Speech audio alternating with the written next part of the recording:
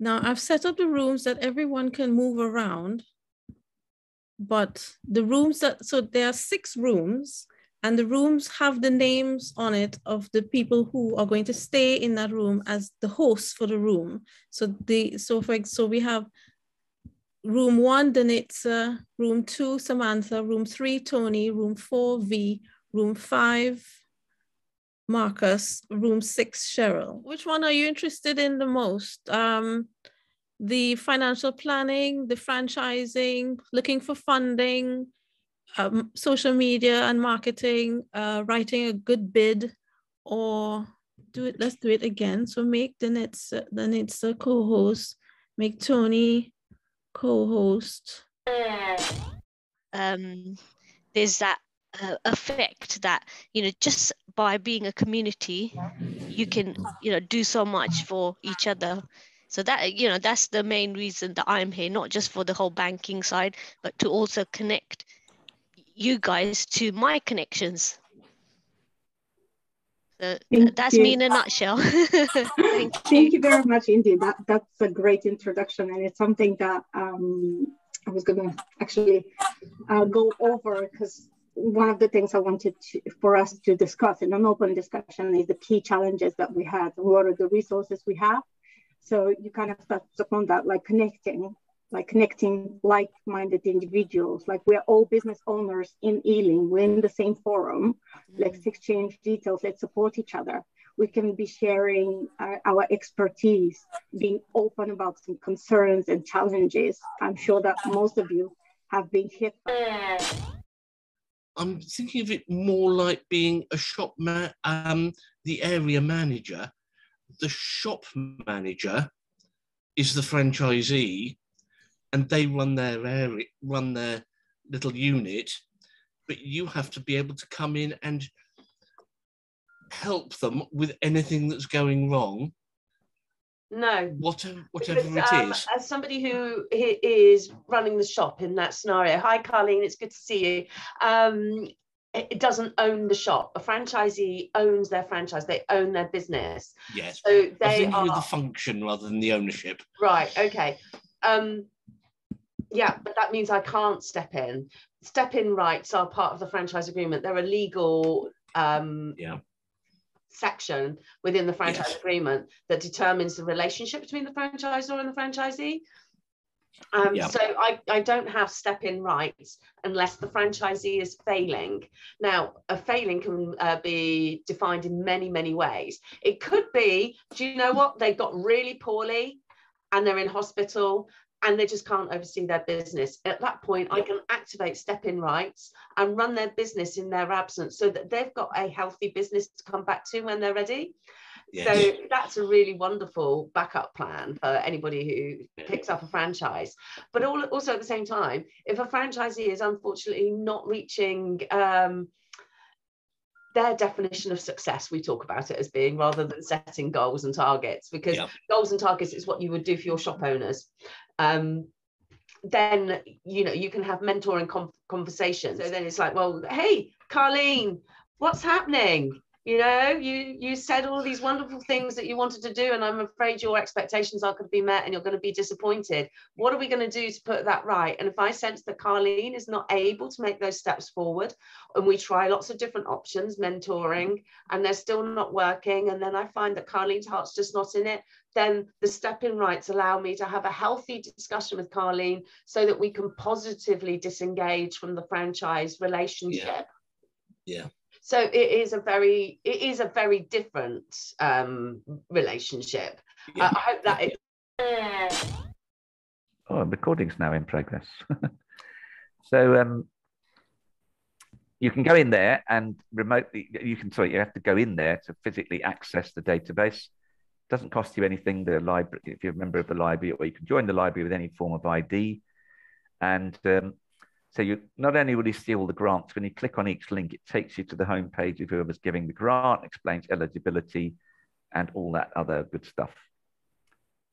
So as I've said, that's bootstrapping. So debt finance, and again, it might sound obvious, but some people aren't always aware. But the difference between debt finance and equity finance. Debt finance is where you actually have to repay the money in some form or other. Whereas equity finance is where you're exchanging shares in your business for cash injection. So it always annoys me when people say, I had to give away 10% of my business. You shouldn't be giving anything away. You should be selling it for as high a price as possible. So debt finance roughly covers those areas there. Bank loans and bank overdrafts are the most traditional forms, but again, unless you've been trading for at least a year, most of them aren't really interested. Startup loans I've mentioned, that's to me the best option for any pre-startup, startup or young and growing company. And I can help you to get those, no charges involved whatsoever. On that, when it comes to filtering out people that are not serious about your group, just put in some pre-qualifying questions if you haven't already, and be quite strict. Get them to validate themselves before you automatically allow them to join. So go into group settings and you can edit it so that it's not open to everybody unless they've asked the question, answered a question, or until they've actually verified who they are. Because you don't want to, I'm sure that's not an efficient way of working, having to police everyone that comes in.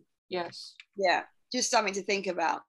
All right, so I'll share with you very quickly a little bit about me, and then I'll talk to you with some tips, because when Carleen gave me the topic of how to not make social media boring, I was quite offended because I'm a social media advocate and I've been using social media for years. In fact, I was one of the first people to champion social media when I was in employment working for other companies back when Twitter first launched, you know, so I'm a... Hello. It's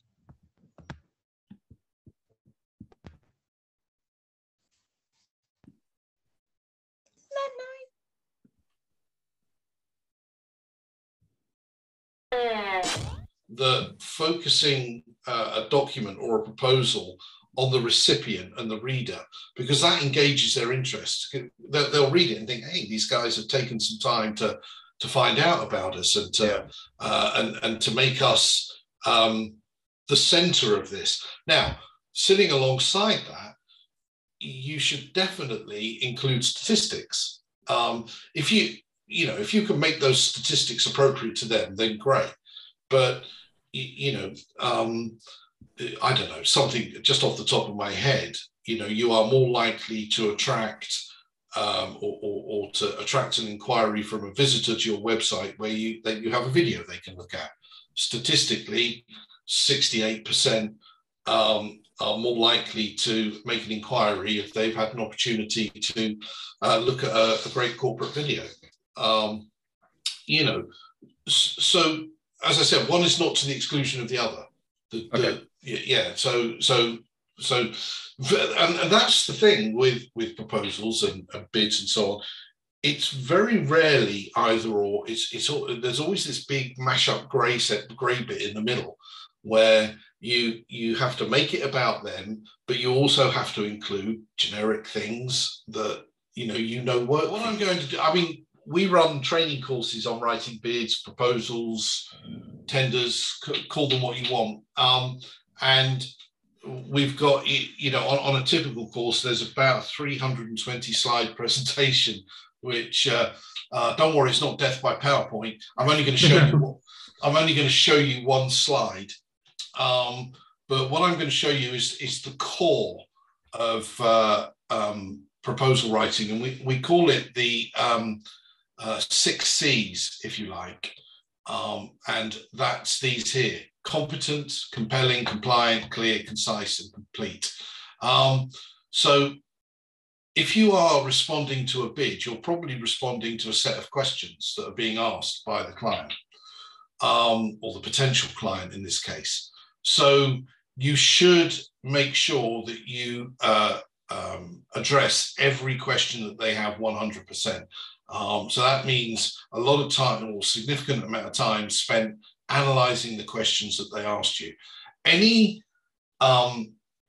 narrative or content that you produce for marketing material or for a bid or a proposal should be written in what's known as lean, with lean writing. And that means removing all the grandiose claims, the hyperbole, the unnecessary adjectives.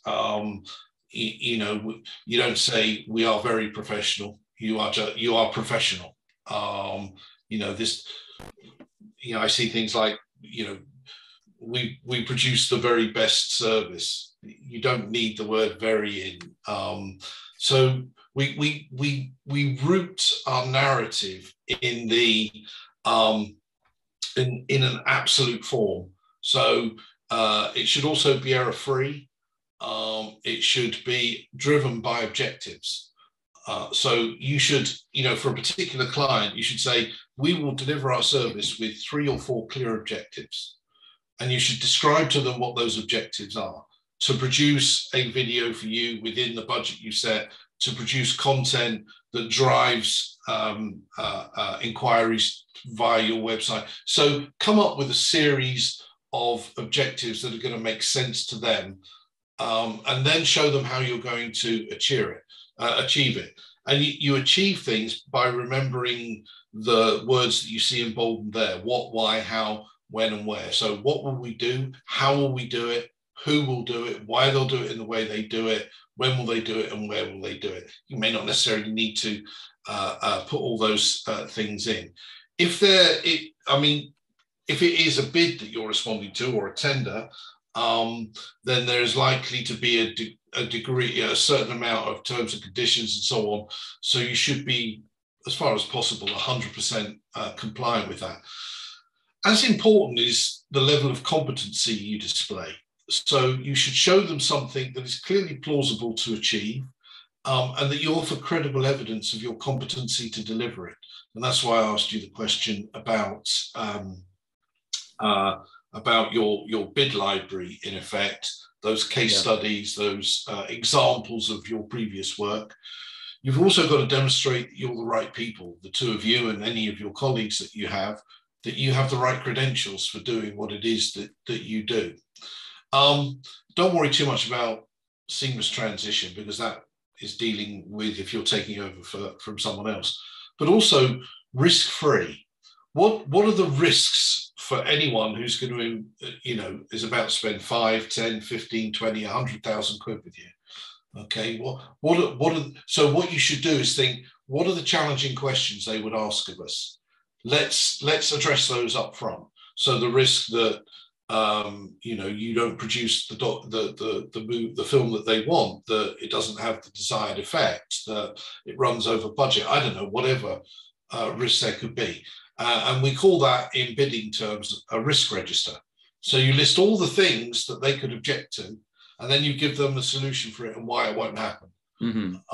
And that is that's a key document that you should prepare, because I should imagine the risks are probably the same for all the, you know, the questions are the same. And overall, all of this comes together to create a compelling document. So whatever you produce is going to have an effect on their future.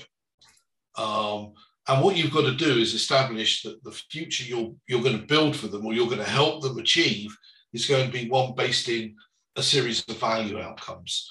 Your commercial offer, your pricing, should be coherent, intelligent, well thought through, and explain why you've priced it in the way that you've priced it. What are the component elements of it? Why they're charged at that amount? When we put pricing together, there are several key elements, but it should be compatible with what they'll get from other people, if not slightly under what they'll get from other people. If you're more expensive, you should justify your price.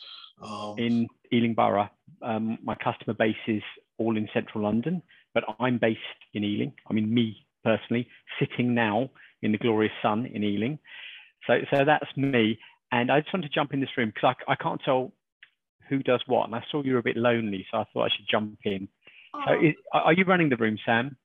I'm trying to, but it's difficult when I'm on my own, but I was having a jolly good time. so yeah, let's do it. Come on. Let's find out. Harvey Festival, what you do is less than boring. It's incredibly important and really exciting because it changes the game for so many businesses. So Yeah, really important chap you are. Do you supply to all small businesses or individuals? Who is your main customer base? I haven't supplied to individuals, but if individuals do want help, I'm happy to give them some advice, tell them maybe where to buy, what to buy, how to do it, and not charge them. Who's your ideal customer? My ideal customer is someone who lets me use their yacht on weekends, never calls me, never has a breakdown, doesn't have my mobile phone number, pays me a fixed fee every month for sleeping. Just tell me when to stop. I can probably go on for another 2 hours. Well, I can help, Daisy. I have a yacht, but I don't have your phone number, so I'm probably doing quite well. Perfect. I'll send you a contract through. No, I think ideal customer is a business where I can really get to know the business. So I know what they do, every aspect, every department. I know each employee individually, and what they do doesn't matter. Where they're based does, because I like to see my customers. So traveling distance is fine.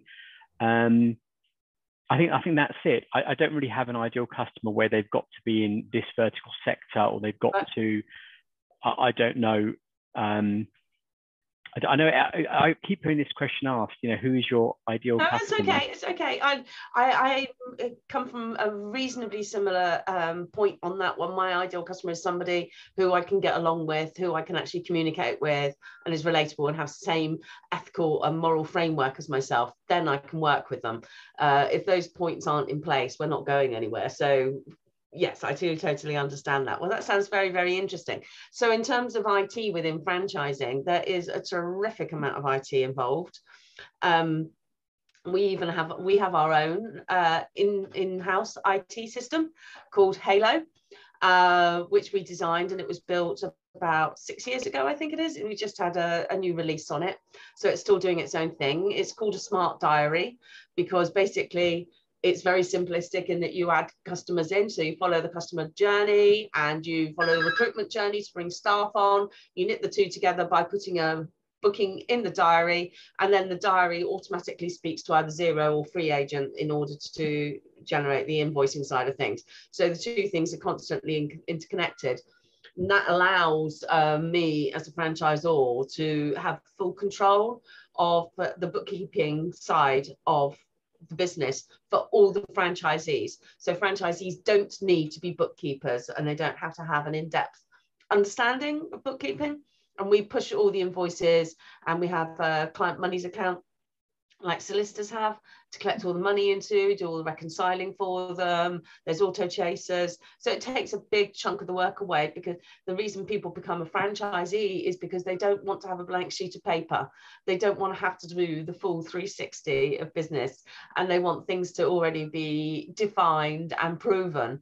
And that's one of the things that we've done, and we've heavily used IT to be able to deliver. So I have huge respect for finding the right IT person who can work with businesses, because our biggest challenge was finding somebody who would do what we wanted. So when you're making a cup of tea, some people put the milk in before the water. That is illegal in my mind. I needed somebody who would put the milk in afterwards, in the way that we do.